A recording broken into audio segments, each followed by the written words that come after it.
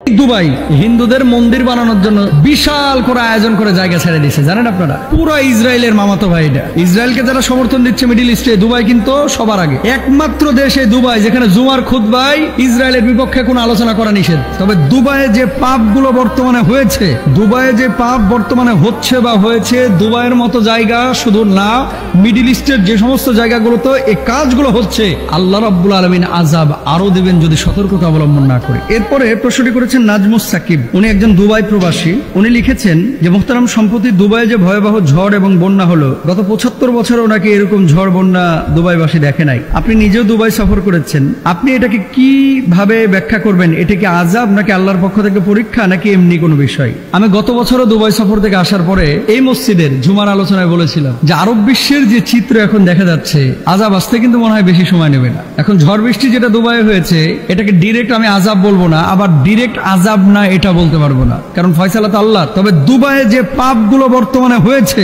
দুবাইয়ে যে পাপ বর্তমানে হচ্ছে বা হয়েছে, দুবাইয়ের মতো জায়গা শুধু না, মিডিল ইস্টের যে সমস্ত জায়গাগুলোতে এই কাজগুলো হচ্ছে, আল্লাহ রাব্বুল আলামিন আযাব আরো দিবেন যদি সতর্কতা অবলম্বন না করি। আমি প্রথমে দোয়া করি দুবাইবাসী যারা এখন এই বর্তমান বিপদের মুখোমুখি হয়েছেন, আল্লাহ এই বিপদ থেকে তাদেরকে উদ্ধার করুন এবং বুঝদান করুন। কি পাপ দুবাই হচ্ছে না বলেন তো? আমাদের বাংলাদেশে আলহামদুলিল্লাহ আলহামদুলিল্লাহ শত শত গুণ পাপ কম হয় এই দুবাইয়ের চাইতে। শারজাটা একটু ধার্মিক, দুবাই মসজিদ আছে কিন্তু প্রচুর মসজিদ, কিন্তু নামাজ যে পড়ে, কয়টা নামাজ পড়ে? বাংলাদেশে রাস্তায় ওপেন কিন্তু আপনি ওই বডি মেসেজ করা মেয়েদের পার্লার পাবেন না, আর দুবাই প্রতি কিলোমিটারে মনে হয় 10টা পাবেন, নাহলে 5টা পাবেন। রাস্তায় কেউ আপনাকে বাধা দিবে না, আপনি যদি ওপেন দাঁড়ায় মদ খান কেউ বাধা দিবে না। আপনি যদি রাশিয়ান, ইউরোপের কোনো মেয়ে অথবা মিডিল ইস্টের কোনো মেয়ে অথবা আফ্রিকার কোনো মেয়ে নিয়ে ফুর্তি করতে চান, দুবাইয়ে অহরহ রাস্তাঘাটে মেয়েরা ঘোরাঘুরি করতেছে। অন্যান্য দেশে রাত্রেবেলায় ঘুরে, আর দুবাই দিনের বেলাও ঘুরে। মুসলিম দেশ কিছু কিছু লোক দেখবেন খালি 2 দিন পর পর দুবাই, 2 দিন পর পর দুবাই, 2 দিন পর পর, মানে দুবাই হচ্ছে এদের মনে করেন মূল ফুর্তির জায়গা। কেন?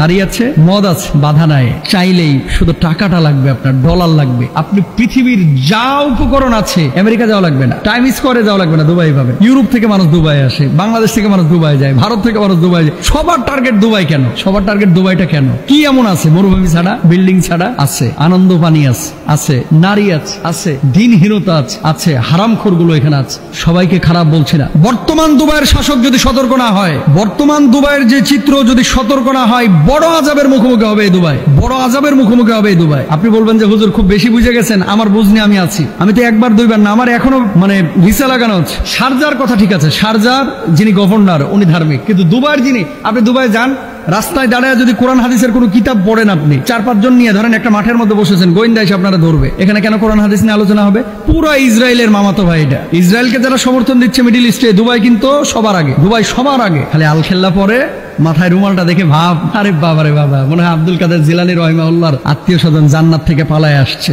এরকম ভাবসাব। রাত্রেবেলা আনন্দ পানি ছাড়া আর ঘুমিয়ে আসে না। গজব কেন আসবে না? আমার আল্লাহ তাআলা কি বলছেন? যহরাল ফাসাদু ফিল বাররি ওয়াল বাহর বিমা কাসাবাত আইদিন নাস। দেখেন, আমি রাষ্ট্র দুবাইকে কিন্তু খারাপ বলতেছি না, আমি আমাদের মানুষের কৃত কাজ কর্মগুলোকে খারাপ বলতেছি। শায়েকের সাথে এক হোটেলে আমরা বসেছিলাম, একজন আরবি বাঙালি, দুবার বড় বড় জায়গায় কিন্তু বাঙালি ইমামরা আছে। আপনি জানেন জুমার খুতবা সরকার লিখে দেয়, যা বলবে ওটাই বলতে হবে, নিজের থেকে বানায় একটা শব্দ উচ্চারণ করতে পারবেন না।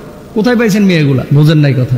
একমাত্র দেশে দুবাই যেখানে জুমার খুতবায় ইসরায়েলের বিপক্ষে কোনো আলোচনা করা নিষেধ, জানেন আপনারা এগুলা? ইসরায়েলের বিপক্ষে খুতবায় কোনো কথা দুবাই বলা যায় না। কেন?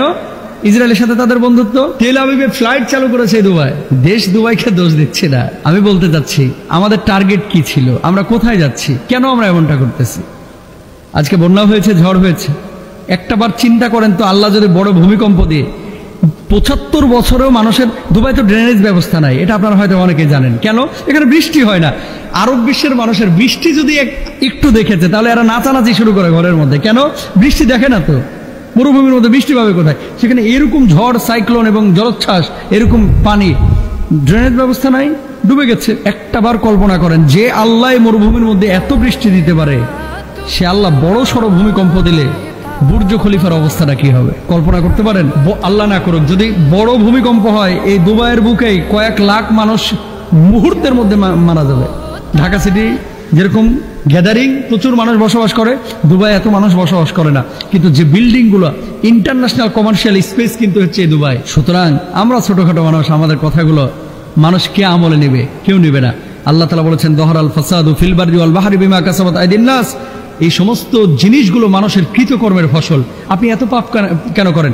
এই দুবাই হিন্দুদের মন্দির বানানোর জন্য বিশাল করে আয়োজন করে জায়গা ছেড়ে দিচ্ছে, জানেন আপনারা?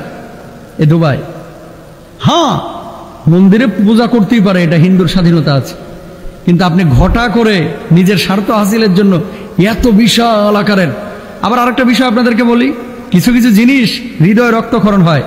এই যে আপনারা যে শেখ জায়েদ মসজিদ, এটা তো আমি গিয়েছি আবুধাবির, শেখ জায়েদ মসজিদ গুগলে লিখবেন পাবেন, পৃথিবীর সবচেয়ে সুন্দর মসজিদ। এটা কয়েক হাজার কোটি টাকা খরচ করা হয়েছে। ওরা তো টাকার হিসাব করে না, ডলারের। প্রত্যেকটা জিনিস আপনারা গুগলে দেখলে টাসকি খেয়ে যাবেন এই মসজিদের। অথচ এই মসজিদে আমি 20 জনের উপরে সিকিউরিটি গার্ডকে জিজ্ঞেস করেছি তোমার নাম কি, অধিকাংশই হিন্দু। মসজিদের সিকিউরিটি গার্ড সব হিন্দু। কোথা থেকে এসেছো? নেপাল থেকে এসেছি। কোথা থেকে এসেছো? দিল্লি থেকে এসেছি। কোথা থেকে এসেছো? মুম্বাই থেকে এসেছি। আরে হারামখোর, মসজিদের সিকিউরিটি গার্ড মুসলমান কি নাই?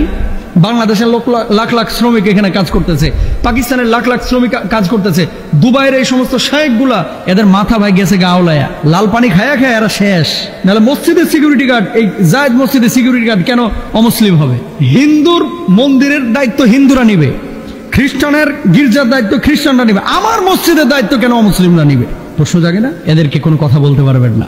টাকা টাকা টাকা, পাওয়ার, দুনিয়া দুনিয়া দুনিয়া, সব বুঝে তারা। আহা, একজন খতিব আফসোস করে বলেছিল, হুজুর আপনারা তো জুমার বয়ানে যে সমস্ত কথাগুলো বলেন ওপেন বলেন, আহা আমরা পারি না হুজুর। একটা শব্দ যদি জুমার খুতবায় নিজের থেকে বলি, সরকারের পুলিশ এসে তলব করে, চল থানায় চল, কি লেগে এটা বলছস। বড় আফসোস মুসলিম বিশ্বের জন্য। সতর্ক না হলে বড় ভয়াবহ বিপদ সামনে। আল্লাহ আমার সমস্ত এই আরব শেখদেরকে বোঝার তৌফিক দান করুক এবং পাপ থেকে আমাদেরকে বেঁচে থাকার তৌফিক দান করুক। আল্লাহ আজাব দিচ্ছে না গজব দিচ্ছে, পরীক্ষা নিচ্ছে, আল্লাহ জানে। তবে পাপ বেড়েছে দুবাইয়ে, এটা সত্য। আল্লাহ এদেরকে হেদায়েত দান করুক।